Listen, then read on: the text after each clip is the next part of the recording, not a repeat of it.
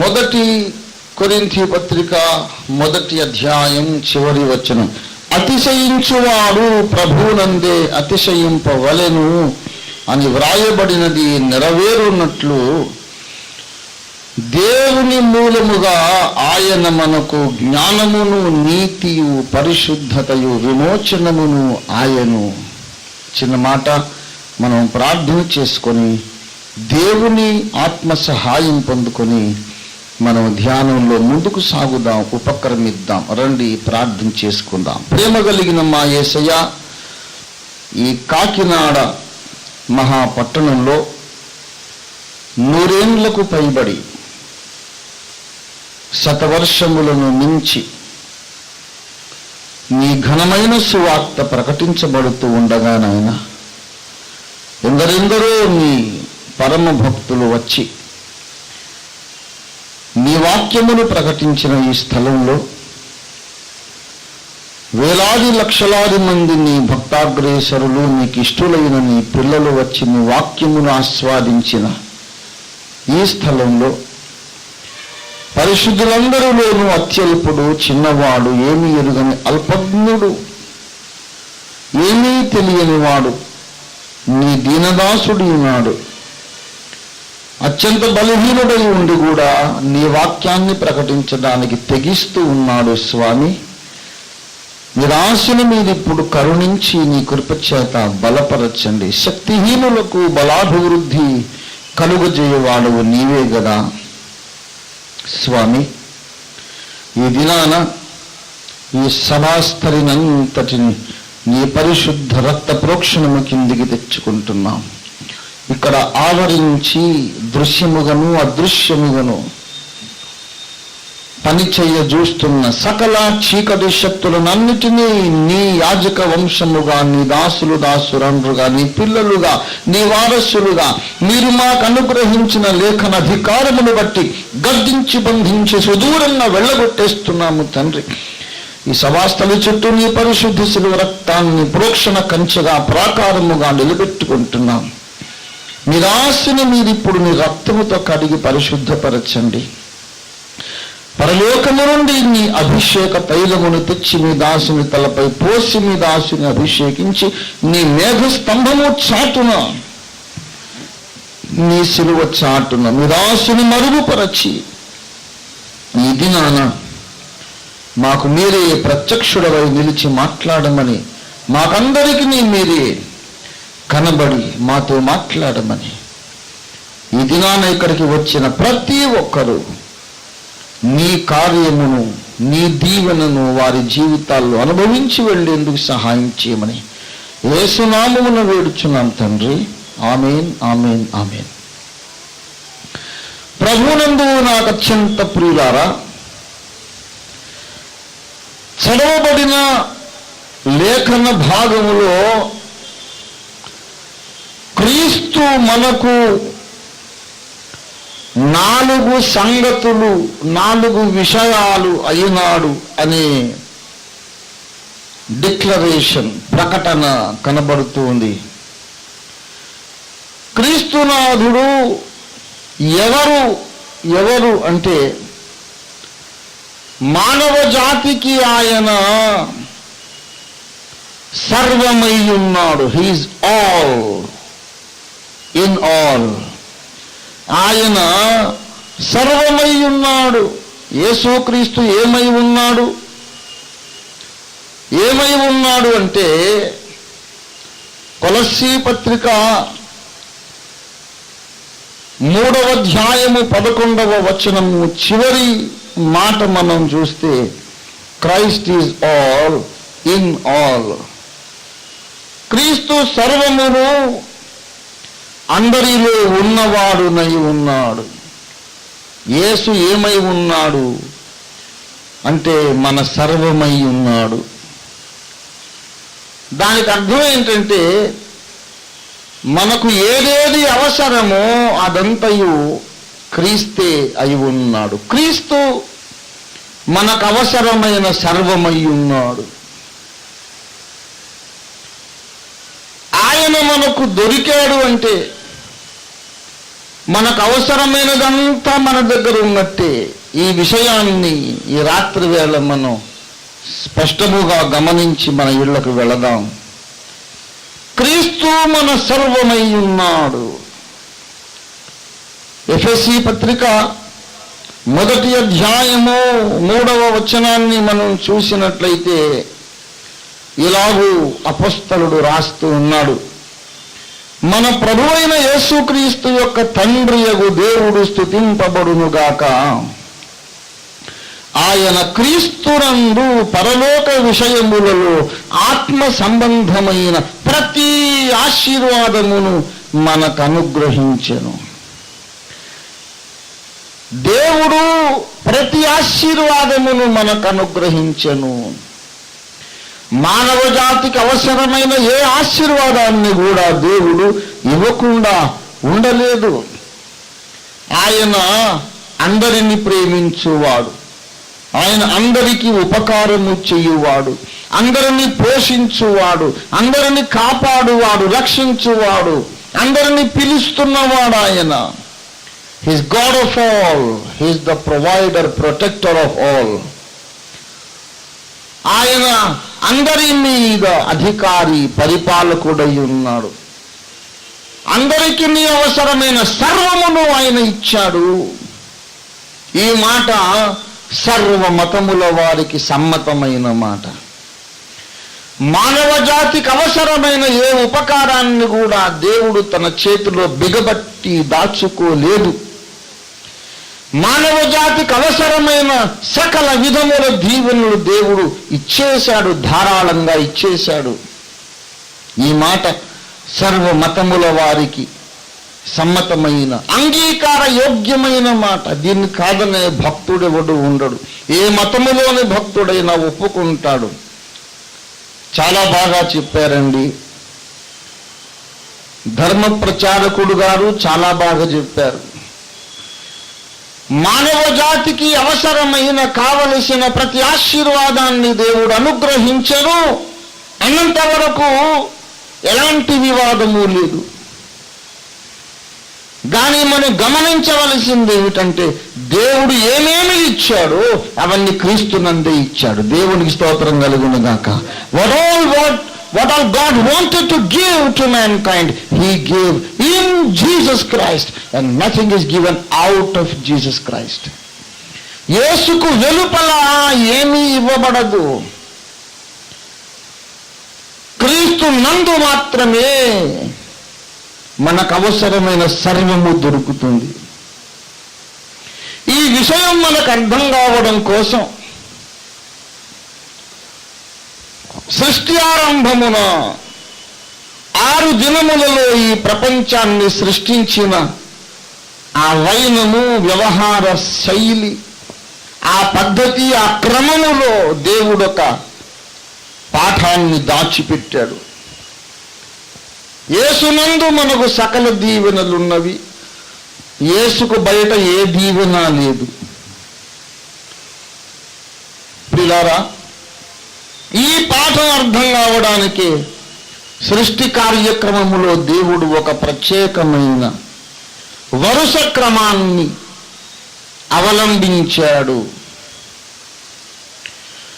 సృష్టిని దేవుడు ఎలా ప్రారంభించాడు అంటే, మొదటి దినమున దేవుడు వెలుగు కలుగునుగాక అని పలికెను. అంతకంటే ముందు ఏమైంది?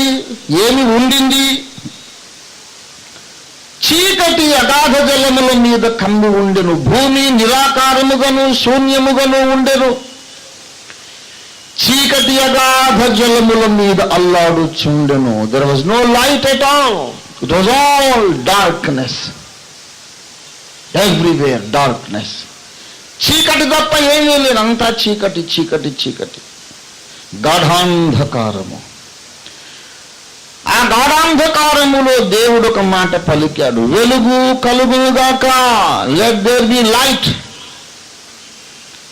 వెలుగు కలిగింది, వెలుగు కలిగింది.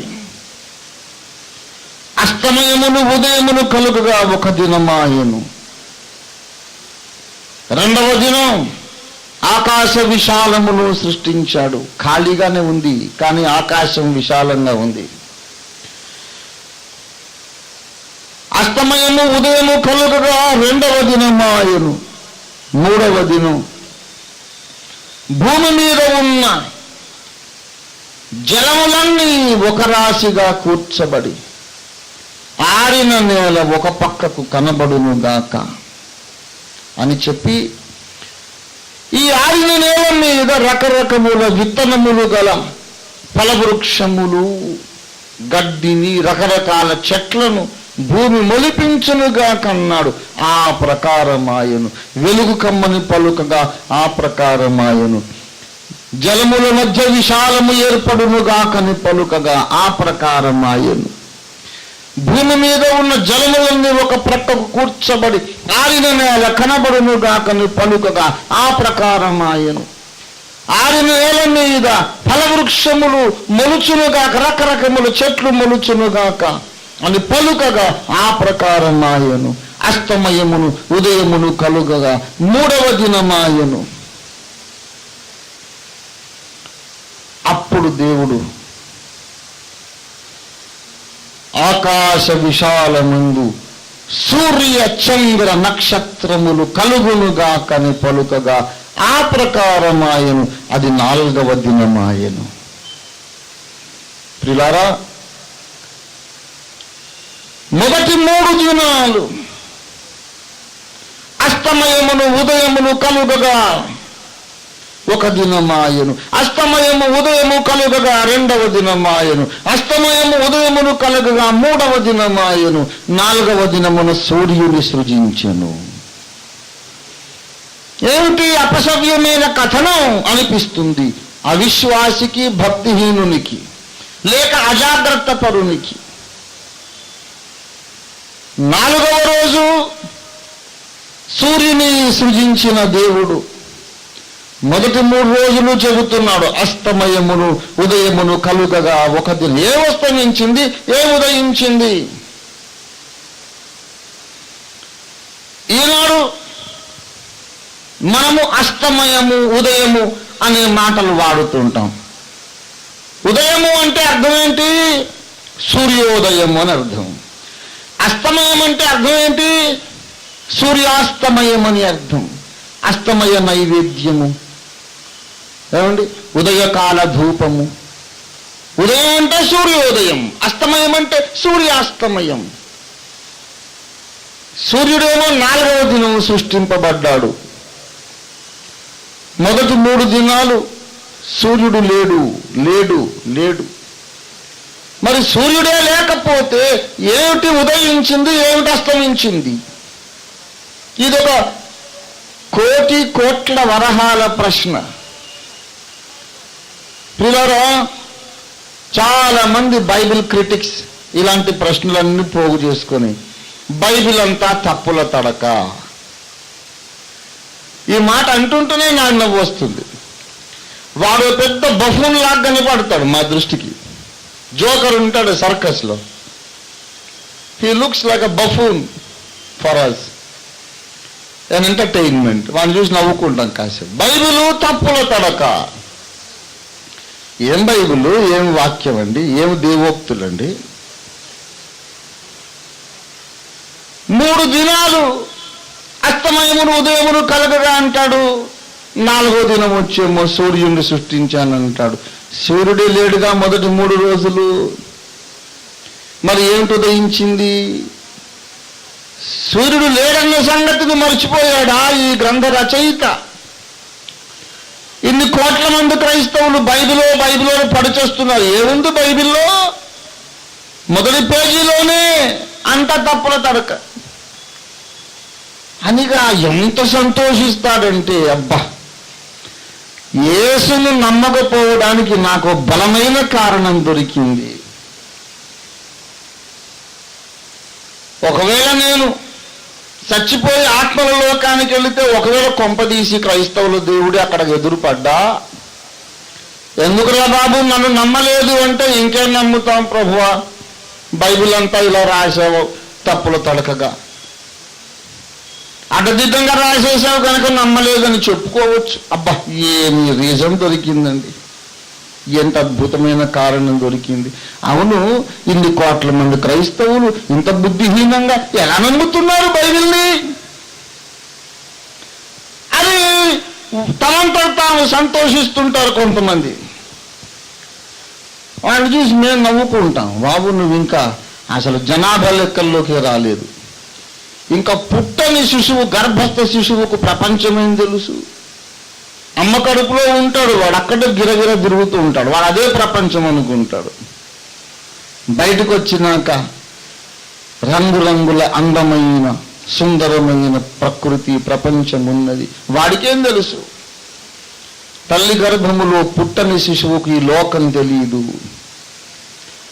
అలాగే క్రీస్తునందు దేవుడిచ్చే రక్షణ భాగ్యము పొందని వానికి అసలు ప్రపంచం తెలియదు. వాడున్నదే ఒక ప్రపంచం అనుకుంటారు, నూతిలో కప్పలాగా. తెలీదు. You don't know the real world, you are not yet born. పుట్టలేదు నాయన, ఇంకా పసిగుడ్డు, గర్భములో ఉన్న పసికందువు నువ్వు. అవును, 3 దినాలు అస్తమయము ఉదయము అన్నాడు, 4వ దినము సూర్యుని సృష్టించాడు. ఉదయించడానికి అస్తమించడానికి మొదటి 3 దినాలు సూర్యుడే లేడుగా అన్న ప్రశ్న విమర్శకుడవైన నీకు తట్టింది. మరి 100 సార్లు దీన్నే ప్రాణ సమముగా ఎంచి ఊపిరి పీల్చుట, భోజనము చేయుట తరువాత 3వ అత్యవసర కార్యంగా ఇదే పారాయణం, పఠనం, పరిశోధనం చేస్తున్న మాకు నీకొచ్చిన ఆ మాత్రం ఐడియా మాకు రాలేదనుకున్నావా నాయన?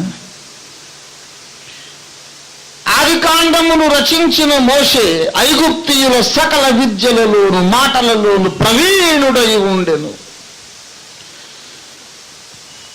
పౌలు మహావిద్వాంసుడై ఉండెను. ఆ దేశము నేలిన అగ్రిప్పరాజు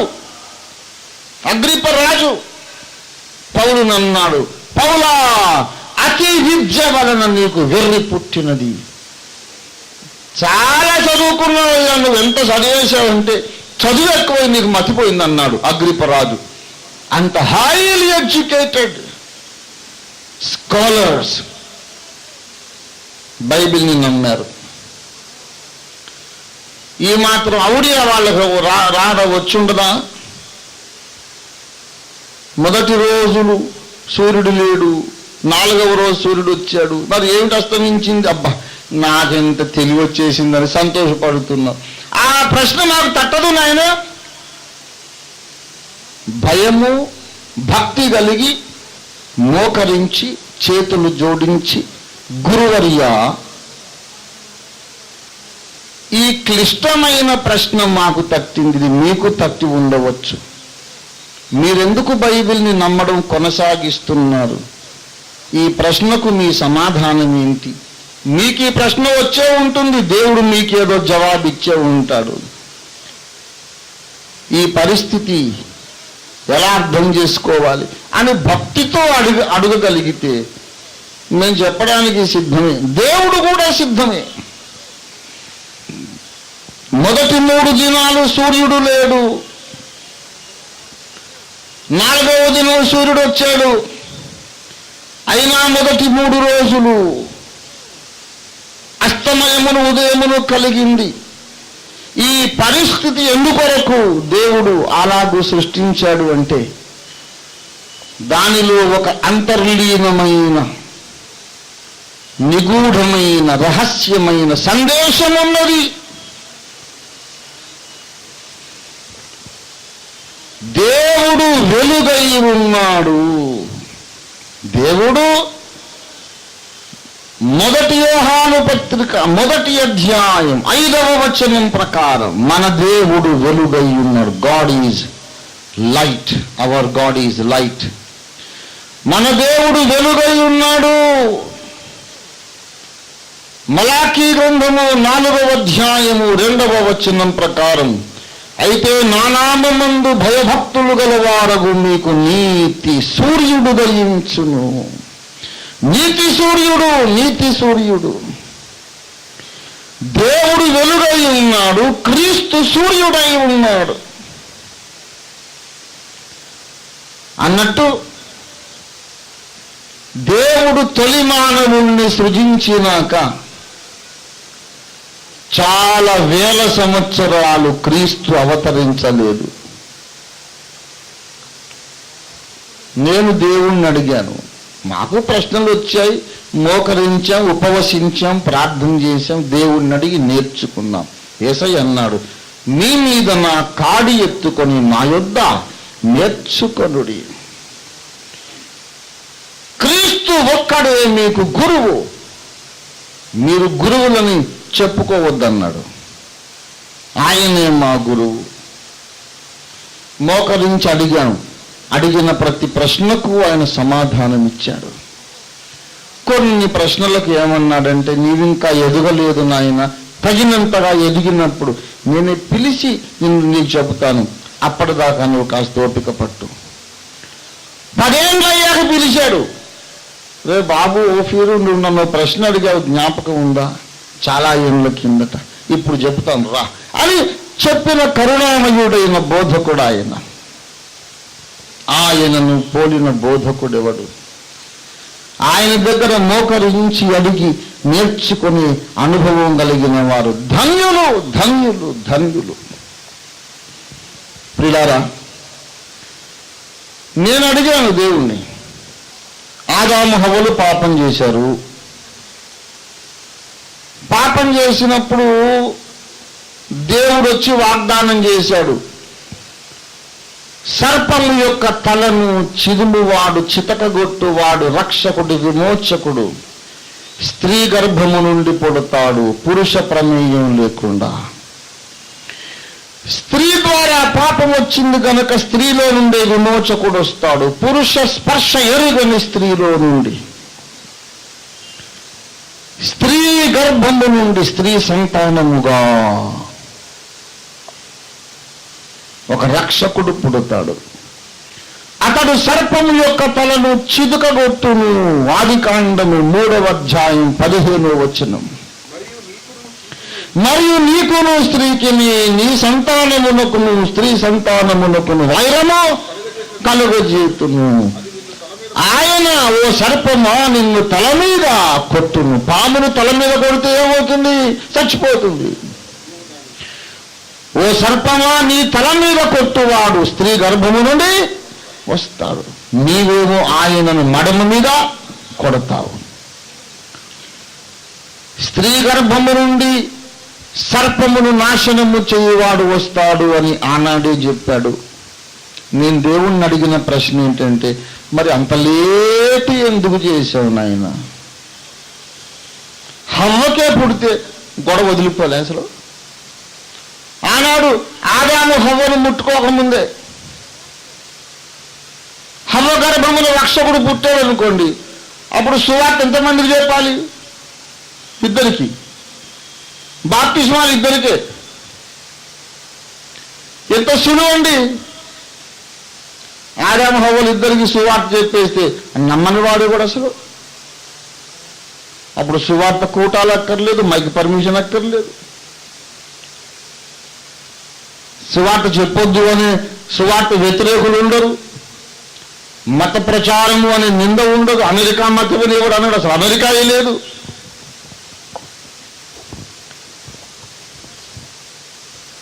ఎంత హాయి, ఎందుకు నాయన లేట్ చేశావు? 1 కాదు 2 కాదు, పోనీ ఆదాము హవ్వలు, పోనీ మానవ జాతి పుట్టాలి అనుకో, ఆదాము కూతురికి పుట్టొచ్చుగా. అప్పుడైనా సువార్త చెప్పడానికి, రక్షణ మార్గంలో తేవడానికి 10 మందో 15 మందో ఉంటారు సులభంగా. ఎందుకు లేట్ చేశాను ఆయన? 1 కాదు 2 కాదండి, 4000 సంవత్సరాల ఆలస్యం. ఆదాము హవ్వలు ఏదెను తోటలో పాపము చేశాక, వారు బయటికి వెళ్ళగొట్టబడ్డాక, దుఃఖభరితమైన ప్రపంచం, నేరభరితమైన ప్రపంచం, పాప పనికిలమైపోయిన ప్రపంచం. పనికిలం అంటే బురద గుంట అన్నమాట.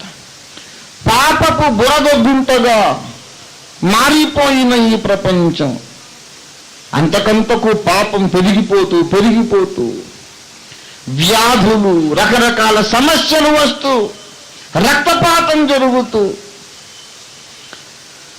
రకరకాల మతాలు పుట్టి, సిద్ధాంతాలు పుట్టి, మతాల పేరిట ఒకరినొకరు నరుక్కుంటూ, రక్తపు టేరులు పారిస్తూ, సామ్రాజ్యకాంక్షతో, మతోన్మాదముతో కోట్ల మందిని ఊచకోతకొస్తూ ప్రపంచం అశాంతి నిలయంగా 4000 ఏళ్ళు గడిచాక అప్పుడు యేసయ్య పుట్టాడు. నా శాంతిని నీకిచ్చుచున్నాను. ఇప్పుడా తండ్రి? 1000 ఏళ్ళ ముందు రాకపోయావు, 4000 ఏళ్ళు ముందు రాకపోయావు, ఇంత ఆలస్యం ఎందుకు చేశావు? పిల్లారా, దేవుడు అంటున్నాడు, నా కాలములు, నా సమయములు ఎల్లప్పుడూ లోపరహితములు. My timings are always flawless, perfect. తొలి దినాన వెలుగు సృజింపబడింది, 4వ దినాన సూర్యుడు సృజింపబడ్డాడు. 4వ దినమున నీతి సూర్యుడనైన నేను నరజాతిలో ప్రవేశించాను. ప్రభు దృష్టికి ఒక దినము 1000 సంవత్సరముల వలె, 1000 సంవత్సరాలు ఒక దినము వలె ఉన్నవని మనము మరువకూడదు. దయచేసి 2వ పేతురు పత్రిక 3వ అధ్యాయం 2వ పేతురు 3:8 వచనం. ప్రియులారా, ఒక సంగతి మరచిపోకుడి, ఏమనగా ప్రభు దృష్టికి ఒక దినము 1000 సంవత్సరముల వలె ఉన్నది. ప్రభు దృష్టికి ఒక దినము 1000 సంవత్సరాలు, 2 దినాలు 2000 సంవత్సరాలు, 3 అంటే 3000 సంవత్సరాలు, 4 దినములంటే 4000 సంవత్సరాలు. 4000 సంవత్సరాలైనాక ప్రపంచమునకు నీతి సూర్యుడు రాబోతున్నాడన్న ప్రవచనం, భవిష్యద్వాణి దేవుడు ఆదికాండంలోనే చెప్పాడు. నీతి సూర్యుడు ప్రపంచానికి ఇప్పుడప్పుడే ఉదయించడు, 4000 ఏళ్ళయ్యాక ఉదయిస్తాడు.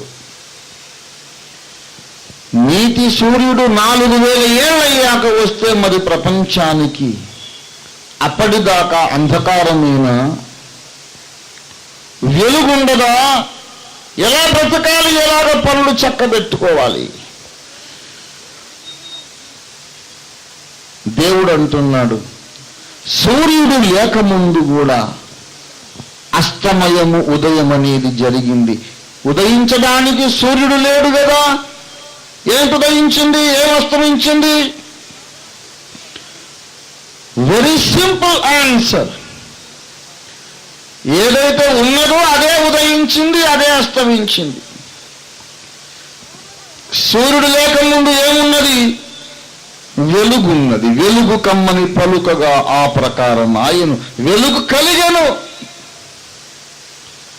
ఆ వెలుగుగానే ఉదయించింది, వెలుగుగానే అస్తమించింది. వెలుగే ఉదయించింది, వెలుగే అస్తమించింది, ఒక దినమైంది.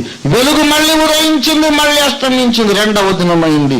అలాగే 4వ దినం కూడా, 3వ దినం, 4వ దినం కూడా వెలుగు మళ్ళీ ఉదయించింది, అస్తమించింది. 4వ దినం వచ్చేసరికి సూర్యుడు ఉదయించాడు, సూర్యుడు వచ్చాడు. కొరకు స్వతంత్రముగా ఉన్న వెలుగు రివ్వుమని వెళ్ళి సూర్యగోళములో కలిసిపోయింది. సూర్యుడు సృజింపబడక ముందు వెలుగు స్వతంత్రముగా ఉదయించింది. సూర్యుడు ఉనికిలోకి వచ్చాక వెలుగెళ్ళి సూర్యుల్లో కలిసిపోయింది. ఇక 4వ దినము తర్వాత సూర్యుడు ఉదయిస్తేనే వెలుగు ఉదయించింది, సూర్యుడు అస్తమిస్తేనే వెలుగు అస్తమించింది. మొదటి 3 దినాలు 4వ దినము దాకా వెలుగు తనంతట తానే ప్రత్యక్షమైంది, అంతర్ధానమైంది. 4వ దినమున సూర్యుడు సృజింపబడిన తరువాత సూర్యుడు లేకుండా వెలుగు కనబడేది లేదు, వెలుగు మనకు దొరికేది లేదు. వెలుగు కావాలి అంటే మొదటి 4 దినాల్లో వెలుగే మనకు దొరుకుతుంది. చివరి 2 దినాలలో వెలుగు కావాలి అంటే సూర్యుడిని ఆశ్రయించాల్సిందే. ఒకసారి నీతి సూర్యుడు ఉదయించినాక ఇక మనము సూర్యుని కొరకే కనిపెట్టుకోవాలి. ఇప్పుడు రాత్రి వేళయింది, వెలుగు కావాలి. ఓ చిన్న గ్రౌండ్కో, ఒక ఇంటికో, ఒక భవనానికో కాదు, ప్రపంచానికి వెలుగు కావాలి. అంత పెద్ద లైట్ మనం చేయగలమా? భూగోళపు ఈ అర్ధ భాగానికి కావాలి వెలుగు. ఎవరిస్తారు? ఎవరు చేయగలరు అంత పెద్ద వెలుగు? ఎదురు చూడాల్సిందే దేవుడు సృజించిన బృహద్దీపము, మ్యాగ్నిఫిసెంట్ లైట్ కాల్డ్ సన్. ఆ సూర్యుడు ఉదయించడానికి మనం ఎదురు చూడక తప్పదంతే. సూర్యుడు తూర్పున ఉదయించినప్పుడు ప్రపంచమంతా తెల్లటి వెలుగులు పరుచుకుంటాయి. అన్యథా శరణం నాస్తి, గత్యంతరం నాస్తి. వేరొక గతి లేదు, వేరొక పరిష్కారం లేదు. సూర్యుడు ఉదయించాల్సిందే, లేకపోతే ప్రపంచానికి వెలుగు లేదు. ఈనాడు 2000 సంవత్సరాల క్రితం క్రీస్తు అనే నీతి సూర్యుడు ఉదయించాడు. ఆ నీతి సూర్యోదయానికి ముందు ప్రపంచములో, చైనా దేశములో మహర్షులున్నారు, పారసీక దేశములో జ్ఞానులు మహర్షులున్నారు, భారతదేశంలో యోగి పుంగవులు మహర్షులు, మునీశ్వరులున్నారు, దైవాన్వేషకులున్నారు. సకల దేశములలో దేవుని వెదకిన వారున్నారు. వాళ్ళందరికీ వారి వారి సాధనా స్థలాలలో, వారి ఇండ్లలో, వారి గదులలో, కొండ గుహలలో, వారి కుటీరాలలో, పర్ణశాలలో, గురుకులాలలో వెలుగు ప్రత్యక్షమవుతూనే ఉంది.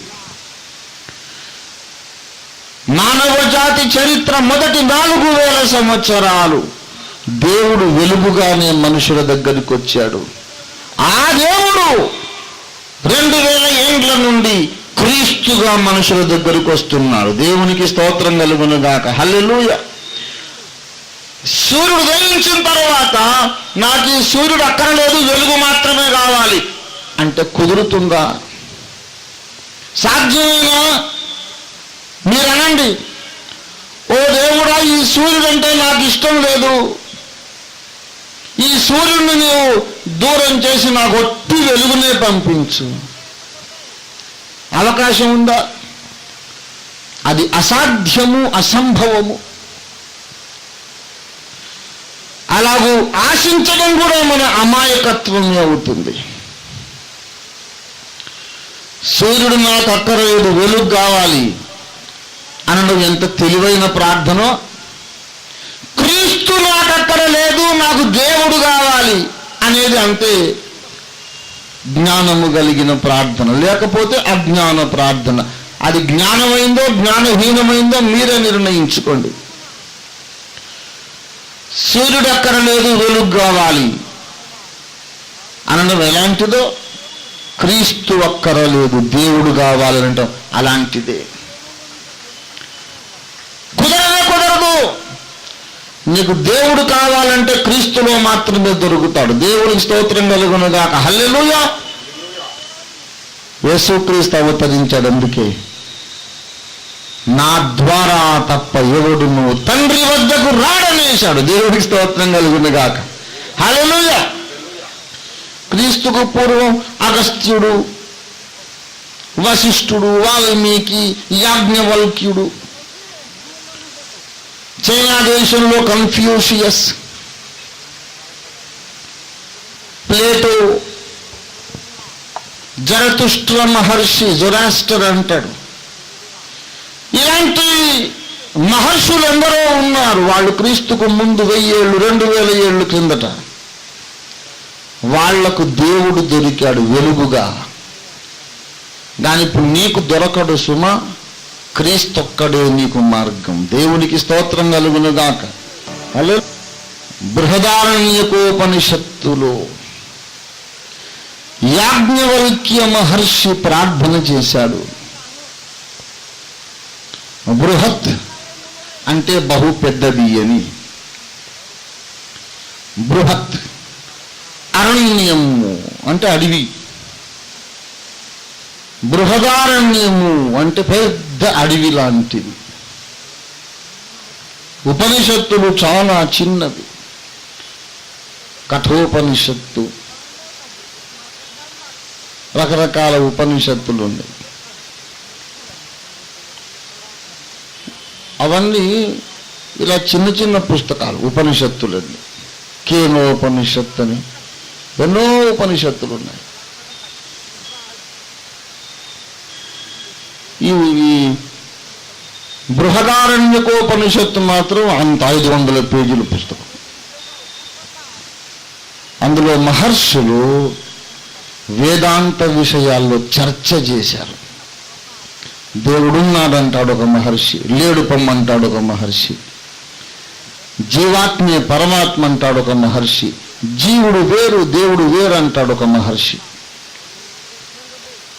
ఆధ్యాత్మిక విషయాల్లో ప్రశ్నలు ప్రశ్నలు ప్రశ్నలు, జవాబులు, చర్చలు, ఉపచర్చలు.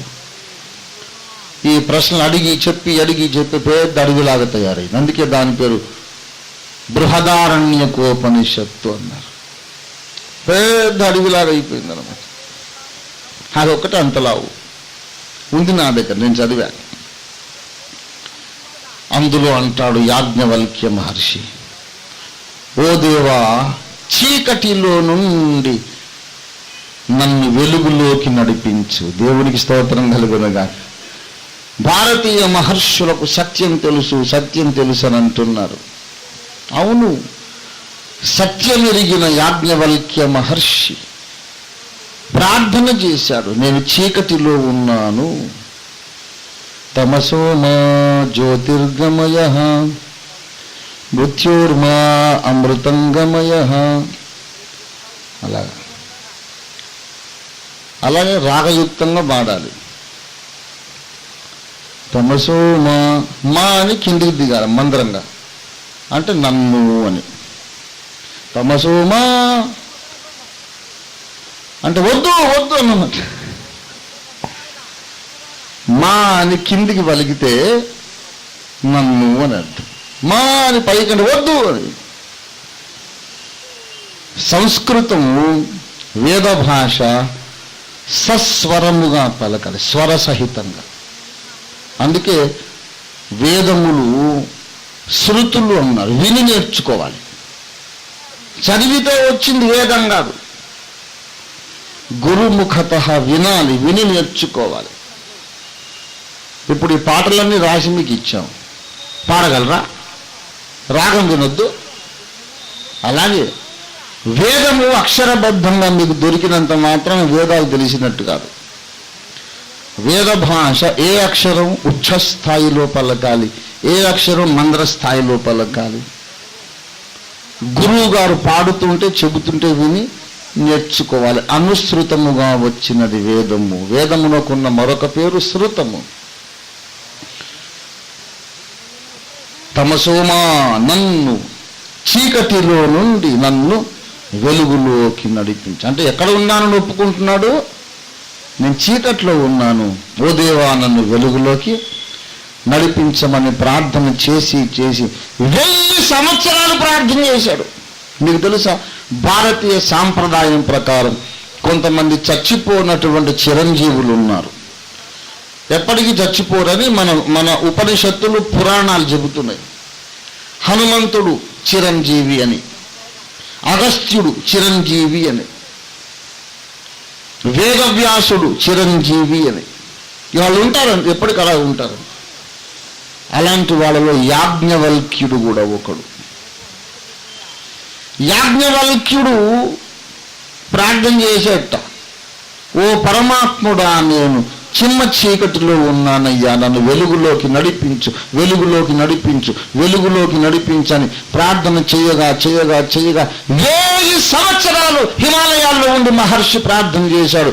1000 ఏళ్ళయ్యాక నీతి సూర్యుడు భూమండలపు నడిబొడ్డున అవతరించి నేనే లోకమునకు వెలుగై ఉన్నానన్నాడు. దేవునికి స్తోత్రం కలుగునుగాక. హల్లెలూయా. నేనే లోకానికి వెలుగై ఉన్నానని ఎంచి చెప్పిన యేసుక్రీస్తు కనబడలేదా? జనగామ, వరంగల్ జిల్లా జనగామలో డాక్టర్ కెఎం జాన్ గారు రాసినటువంటి అపూర్వమైన గీతం ఇది. దేవుని బిడ్డలారా, నేనే వెలుగు, నేనే వెలుగు, వెలుగు కావాలా నా దగ్గరికి రండి, నన్ను వెంబడించువాడు చీకటిలో నడవక జీవపు వెలుగై ఉండును. దేవునికి స్తోత్రం కలుగునుగాక. కీర్తన ఎంత రమ్యమైన పాటలు. బ్రతుకు ధన్యమైపోతుందంటే ఏదన్నా పాపం చేద్దామని చీకటి తలంపు మనస్సులో ఏ మారుమూలనున్నా ఇదో పాట పాడుకోండి, ఆ చీకటి పటాపంచలైపోతుంది. దేవునికి స్తోత్రం కలుగునుగాక. అవి మర్చిపోయి, అది మన దౌర్భాగ్యానికి మొదటి కారణం. మన ఆత్మీయ దారిద్ర్యానికి, మన స్పిరిచువల్ బ్యాంక్రప్సీకి అది ఒక ముఖ్య కారణం. లోకమంతట వెలుగు ప్రకాశించెను. ఎందుకు ఈ మాట చెప్పానంటే, యేసు నందుగాక, యేసుకు దూరముగా మనకున్నదంత చిన్న చీకటి, చిన్న చీకటి. దేవుడు క్రీస్తునందు ప్రతి ఆశీర్వాదమును మనకిచ్చెను. దేవుడికి స్తోత్రం కలుగునుగాక. హల్లెలూయా. దేవుడు ఎన్ని ఆశీర్వాదాలు ఇచ్చాడు? అన్ని ఇచ్చేశాడు. ఎవరిలో ఇచ్చాడు? ఇక మళ్ళీ యేసునందు నీకు ఇవ్వకుండా దేవుడు బిగబట్టిన దీవెన ఏదీ లేదు. యేసును నీకు ఇచ్చినప్పుడే ఆయనలో అన్ని ఇచ్చేశాడు. యేసును దేవుడు లోకానికి ఇచ్చినప్పుడే యేసు ద్వారా ఈ లోకానికి సమాధానం ఇచ్చాడు. యేసు ద్వారా ఈ లోకానికి స్వస్థతనిచ్చాడు. యేసు ద్వారా ఈ లోకానికి అన్న వస్త్రములు ఇచ్చాడు. యేసు ద్వారా ఈ లోకానికి జ్ఞానమునిచ్చాడు.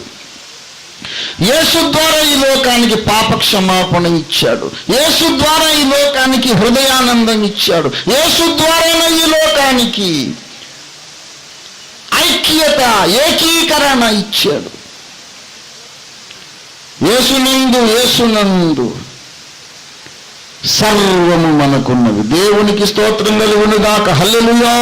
యేసును దేవుడు మనకిచ్చినప్పుడు ఆయనతో పాటు ఇవ్వకుండా ఏ దీవెనను దేవుడు బిగబట్టి పట్టుకోలేదు. He gave all that you need along with Jesus Christ. మేము స్వస్థపరిచే కూటములను పెట్టం, యేసయ్యను ఇచ్చే కూటాలు ఇవి. దేవునికి స్తోత్రం కలుగునుగా. యేసయ్యను పట్టుకుపోండి, ఆ స్వస్థత మీ వెంటే వస్తుంది. దేవునికి స్తోత్రం. హల్లెలూయా. చిన్న ఉదాహరణ చెప్పి ముగిస్తా. అసలు ప్రసంగం నేను మొదలు పెట్టలేదు, ఇంకా టైం అయిపోయింది. ఏం చేయను, రేపు చేస్తా ప్రసంగం. ప్రియులారా, బకాసురుడికి ఒక ప్లేట్ ఇడ్లీ ఇస్తే ఏమవుద్దండి? నాకేదో 45 నిమిషాలంటే అలాగే మంచిది. కిరాణా కొట్టుంది. కిరాణా కొట్టులో ఏమేమి సరుకులు ఉండును? చింతపండు ఉండును, బియ్యం ఉండును, గోధుమలు ఉండును, జొన్నలు ఉండును, నూనె, మంచి నూనె, కొబ్బరి నూనె, టూత్ పేస్ట్, టూత్ బ్రష్, ఆవాలు, జీలకర్ర, అవునా, ధనియాలు, టీ పొడి. అది ముఖ్యమైన సంగతి, టీ పొడి. Thank you. పంచదార, బెల్లం, ఏమండి, ఇంకా మిరియాలు. ఇక నీవేదైనా ఆలోచించు. వంటగదికి ఇంటిలోనికి అవసరమైన సకల వస్తువులు కలిగిందే కిరాణా అండ్ జనరల్ స్టోర్స్. పొద్దున్నే పెద్దబ్బాయిని ఉదయాన్నే మీ నాన్నగారికి కాఫీ చేయాలి, పంచదార నిండుకుంది, పంచదార అయిపోయి ఎవరా కిరాణా కొట్టుకెళ్ళు. వాడు పరిగెత్తుకు వెళ్తాడు, 1 కిలో పంచదార తెస్తాడు. వంట ప్రారంభమైనాక ఉప్పు లేదు, మళ్ళీ వెళ్ళరా కిరాణా కొట్టుకు, మళ్ళీ వెళ్తాడు, ఉప్పు తెస్తాడు. పప్పుచారు తాలింపు వేయాలి, ఆవాలు లేవు, జీలకర్ర లేదు, వెళ్ళరా మళ్ళీ వెళ్ళి ఆవాలు పొట్లను, జీలకర్ర పొట్లను తెస్తాడు. పొట్లో రైతే కానీ అసలు నూనె లేదురా, మంచి నూనె లేదురా. సన్ఫ్లవర్ ఆయిల్, సన్ డ్రాప్ తీసుకురా, మళ్ళీ వెళ్తాడు. మళ్ళీ ఒక్కోసారి అయిపోవడం, వీడు పరిగెత్తడం. ఆ కిరాణా కొట్టు యజమాని సావుకారు పంచదార పొట్లం, బెల్లం పొట్లం, జొన్నలు ఒకటి, గోధుమలు ఒకటి, బియ్యం ఒకటి, కాఫీ పొడి, పంచదార, ఆవాలు, జీలకర్ర.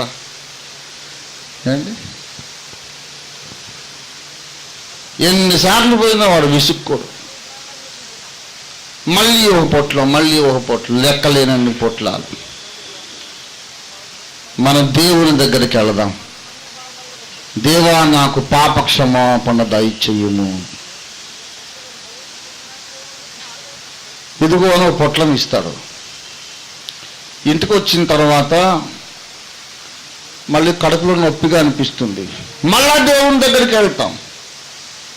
దేవా, ఇప్పుడు నొప్పిగా ఉంది, స్వస్థత దయచేయము అంటే ఇంకో పొట్లం కట్టివ్వడు. ఒరే అమ్మాయి కూడా ఇందాక ఇచ్చిన పొట్లాన్ని విప్పి మళ్ళీ చూసుకో, ఇది కూడా అందులోనే ఉంది. దేవునికి స్తోత్రం కలుగునుగాక. హల్లెలూయా. ఏమేం కావాలో అన్ని ఒక పొట్లంలో ఉన్నాయి. ఆ పొట్లం పేరు యేసయ్య. దేవునికి స్తోత్రం కలుగునుగాక. హల్లెలూయా. అన్ని యేసులో ఉన్నాయి. దేవుని స్తోత్రం. స్వస్థత కావాలి, సంతోషం కావాలి, రక్షణ కావాలి, పాప క్షమాపణ కావాలి, శక్తి కావాలి, ఆరోగ్యం కావాలి. You can name a million things. You have all of them in Christ. దేవుని స్తోత్రం కలుగునుగాక. హల్లెలూయా. What a wonderful Jesus. అందుకే యేసును కలిగిన వాడు ధన్యుడు. ఎంత ఆనందం అండి. యేసయ్యను కలిగిన వాడికి కష్టాలు రావో ఉన్నాయి. ఇప్పుడు నా కష్టాలు ఏకరువు పెట్టమంటే పెడతాను, బోల్డన్ని కష్టాలు. కానీ తామర ఆకు మీద నీటి పొట్టు అంటనట్టు ఆ కష్టాలు కానీ ఆ విచారం కానీ మా మనస్సు కంటాం ఏమీ లేనట్టు హాయిగా నవ్వుతూ ఉంటాం, నవ్విస్తూ ఉంటాం. అది యేసులో ఉన్న మహిమ. దేవుని స్తోత్రం. హల్లెలూయా. హల్లెలూయా. నా దగ్గర ఉన్నవాడు ఓ 10 నిమిషాల పాటు నవ్వకుండా ఉండేది చాలా కష్టం. ఏదో ఒకటి నవ్విచ్చే మాట అనుకోకుండా. మన మా పాస్టమ్మ గారు, సంఘంలో పెద్దలు కొంతమంది కూర్చొని లెక్కలు వేశారు. మనం వాళ్ళకి ఇంత ఇవ్వాలి, వీళ్ళకి ఇంత ఇవ్వాలి, వీళ్ళకి ఇంత ఇవ్వాలి, అప్పులన్నీ లెక్క రాశారు. నేను రాయను, అట్లాంటి పనులు ఎప్పుడు చేయను. దేవుడిచ్చినప్పుడు ఎవరికి ఎంత ఇవ్వాలో ఇయటమే. ఇవి రాసుకోవడం వల్ల ప్రయోజనమే ఉంది. కానీ మా హోమ్ మినిస్టర్ గారు, కొంతమంది క్యాబినెట్ మినిస్టర్స్ కూర్చొని లెక్క రాశారు. ఎంత అయింది తెలుసు లెక్క? మీరు గుండె ఢామ్ ఉంటుంది చెప్తే 96 లక్షలు. కొంచెం తక్కువ ₹1,00,00,000. ₹1,00,00,000 అప్పున్నట్టు కనపడుతున్నా నేను? ఓఫీర్ గారికి డబ్బు లేదు ఏంటండి బాబు, ఎప్పుడు సింహంలాగా తిరుగుతాడు ఆయన, హ్యాపీగా నవ్వుతూ నవ్విస్తూ. 100 కొద్ది పెళ్లిళ్ళు చేశాము, 100 కొద్ది సంఘాలు నాటాము, ఎన్నో పుస్తకాలకు పెట్టిన దానికి నాకు దాదాపు ఒక 30 లక్షలన్నా 40 లక్షలన్నా అయ్యి ఉంటుంది. ఏనా దిగాలు పడ్డారు? మిమ్మల్ని మాట్లాడుతా, ₹1,00,00,000 అప్పు తీరుస్తాడని మనం యేసును నమ్మలేకపోతే యుగయుగాలు మహిమరాజ్యం ఇస్తాడని ఎలా నమ్ముతాం? యేసయ్యకు లెక్కటండి ₹1,00,00,000 ఆఫ్టర్ ఆల్. ఈ రోజుల్లో ఆటో కొంటే 1,20,000. ఏముంది, నా అభిమానులు ఆటోలో 1000 మంది ఉంటారు. ఏ ఊరికి పోయినా ఆటో వాళ్ళు గుర్తుపట్టలేదు. ఎప్పుడు రోడ్డు మీద ప్రయాణమే, త్రిలోక సంచారిని. 100 మంది నా అభిమానులు ఆటోలు తెచ్చి ఇక్కడ నిలబెడితే ₹1,00,00,000. కోటే ఉంది, 1 కోటే అన్నా. నేను ఎక్కువ కోట్లు అన్నారు, 1 కోటి. దేవుని బిడ్డలారా, దేవుడు నాకు తప్పక ఇస్తాడని అసలు దాని సంగతే ఎత్తుకోను నేను. I'm always happy. ఇవాళ లేదు, రేపు ఈ పాటికి నాకు ₹1,00,00,000 ఇవ్వడానికి యేసయ్య సమర్థుడని నేను నమ్ముతున్నాను. దేవుని స్తోత్రం కలుగునుగా. హల్లెలూయా. ఏంటందరూ షాక్లో ఉన్నారు? హ్యాపీగా ఉండండి, ఎల్లుండి తీరిపోతే మన అప్పులు. దేవుని స్తోత్రం కలుగునుగాక. హల్లెలూయా. నాకు సంతోషం కావాలి, గుండె ధైర్యం కావాలి. ధైర్యం ధైర్యం ధైర్యం ధైర్యం కావాలా? ఆ పొట్లంలోనే ఉంది, మళ్ళీ విప్పి చూసుకో. దేవుని స్తోత్రం కలుగునుగాక. పూర్వకాలం జానపద కథల్లో ఒక మంత్రాల సంచి ఉండేది. మంత్రాల సంచి. ఆ సంచి ఏముండదు, ఖాళీగానే ఉంటుంది. దేవుణ్ణి తలుచుకొని ఆ సంచిలో చేయి పెట్టడమే. ఏం కావాలో అది వస్తుంది. కోడిగుడ్డు ఆమ్లెట్ వేసుకుంటే బాగుండు అని మనసు పీకింది అనుకుంటే ఒక్కోసారి. కోడిగుడ్డు ఉంటే బాగుండని సంచిలో చేయబెడితే కోడిగుడ్డు వస్తుంది. అరే గుడ్డు వచ్చేసింది. మంచి అరకోడి ఉంటే బాగుండు, ఫ్రై చేసుకు తినేవాడిని చేయబెడితే కోడి వస్తుంది. ఓ ₹10 ఉంటే బాగుండని చేయబెడితే ₹10. ₹1,00,000 ఉంటే బాగుండని చేయబెడితే ₹1,00,000 వస్తుంది. తలనొప్పిగా ఉంది, తలనొప్పికి ఏదన్నా లేపనం అమృతాంజనం లాంటిది ఉంటే బాగుండు అనుకుంటూ చేయబెడితే అమృతాంజనం సీసా వస్తుంది. ఏది కావాలనుకొని చేయబెడితే ఆ సంచిలో అది దొరుకుతుంది. అలాంటి మంత్రాల సంచి లాంటి యేసయ్య. దేవునికి స్తోత్రం కలుగునుగాక. హల్లెలూయా. మీరు నా యందు నిలిచి ఉంటే, మీలో నా మాటలు నిలిచి ఉంటే మీకేది కావాలో కోరుకోమన్నాడు. దేవునికి స్తోత్రం. Hallelujah. Ask what you will have, what you want to have. మాది స్వస్థత కూటం ఒకటి, జ్ఞానం కూటం ఒకటి, శాంతి కూటం ఒకటి, రక్షణ కూటం ఒకటి. అవి ఉండవు. మాదంతా మంత్రాల సంచి కూటం. దేవుని స్తోత్రం కలుగునుగాక. హల్లెలూయా. మేమిచ్చే మంత్రాల సంచి తీసుకొని పోండి. అరణ్య యాత్ర కానీ, పట్టణంలో కానీ, ఆకాశ మార్గం కానీ, పాతాళం కానీ, ఎక్కడైనా సరే యేసు నీతో ఉంటే నీకు కొరత అనేది లేదు, నీకు కొదువ లేదు, నీకు లేమి లేదు, కరువు లేదు. యేసు నీతో ఉంటే నీకు సర్వం ఉన్నట్టే. దేవునికి స్తోత్రం కలుగునుగాక. ఆయన మనకు జ్ఞానం ఆయను, ఆయన మనకు నీతి ఆయను. దేవా నాకు నీతి దయ చెయ్యము. ఇందాక ఇచ్చడం యేసు అనే పొట్లం ఇచ్చాగా, అందులోనే ఉంది. పోనాయన పరిశుద్ధత కావాలి, అందులో ఉంది. తీసుకెళ్ళి యేసుని ఇచ్చా కదా, అందులోనే పరిశుద్ధత ఉంది. నాకు విమోచనం కావాలి, అందులోనే ఉంది. నాకు బలం కావాలి, అందులోనే ఆ పొట్లంలోనే ఉంది. పో బలం కూడా. యేసే నా బలము నీ బలం. పాట పాడట్లే మనం. యెహోవా నా బలమా, యథార్థమైనది నీ మార్గం, పరిపూర్ణమైనది నీ మార్గం. యెహోవా నా బలము. ఆయనే మన బలం. నేనే నీ బలాన్ని అని చెబుతుంటే 81వ కీర్తనలో మనకు బలమయ్యున్న దేవునికి ఆనందగానం చేయండి. మనకు బలం ఆయనే. ఆయన దగ్గరికి వెళ్ళి కొంచెం బలం ఇవ్వవా అంటే, బలం ఏంట్రా పిచ్చోడా, నన్ను తీసుకెళ్ళిపో, నేనే కదా నీ బలాన్ని. దేవుని స్తోత్రం. మనకు ఆయన వద్దండి, ఆయన ఇచ్చేవి కావాలి. అది వచ్చింది గొడవ. అసలు నువ్వు మాత్రం మా ఇంటికి రావద్దు. యేసయ్యా నువ్వు వచ్చావనుకో, మళ్ళీ నీకు నా గొడవ వస్తుంది. నీకు ఇష్టంగానే కార్యక్రమాలు కొన్ని ఉంటాయి. నీకు నచ్చని కార్యక్రమాలు కొన్ని, అవి చేయకపోతే కుదరదు. కాబట్టి నువ్వు ఇక్కడే ఉండుము, అవసరమైనప్పుడు నేను వచ్చేదను. వచ్చినప్పుడు ఏది కావాలో అది నీవు ఇయ్యము, అంతేగాని మా ఇంటికి వెంటబడి రావద్దు. యేసయ్య నాకు వద్దు కానీ యేసు ఇచ్చే స్వస్థత కావాలి. యేసు నాకు వద్దు కానీ క్షమాపణ కావాలి. యేసు వద్దు కానీ రక్షణ కావాలి, పరలోకం కావాలి. యేసు వద్దు కానీ శాంతి కావాలి. యేసు వద్దు కానీ ఏమిటది? ఆత్మ సంబంధ ప్రతి ఆశీర్వాదము క్రీస్తులోనే దేవుడు మనకు అనుగ్రహించను. క్రీస్తుకు బయటంతా అంధకారమే. ప్రియ సోదరి సోదరుడా, నీవు ఈ రాత్రి చిన్న చీకట్లో నీ బ్రతుకును కొనసాగిస్తావా? యేసని వెలుగులోకి వస్తావా? యేసుకు బయట కరువులో బ్రతుకుతావా? యేసులోకి వచ్చి సమృద్ధిలో జీవిస్తావా? నిర్ణయం నీదే, తీర్మానము నీదే. ప్రార్థన చేసుకుందాం రండి, ప్రార్థన చేసుకుందాం. నీవే నిర్ణయించుకో. యేసు నీకు కావాలా అక్కర్లేదా? యేసులోనికి వచ్చి వెలుగులో జీవిస్తావా? యేసుకు దూరంగా చీకట్లో బ్రతుకుతావా? యేసులోనికి వచ్చి సర్వ సమృద్ధిలో బ్రతుకుతావా? యేసుకు దూరంగా కరువులో జీవిస్తావా? నీకేది కావాలి?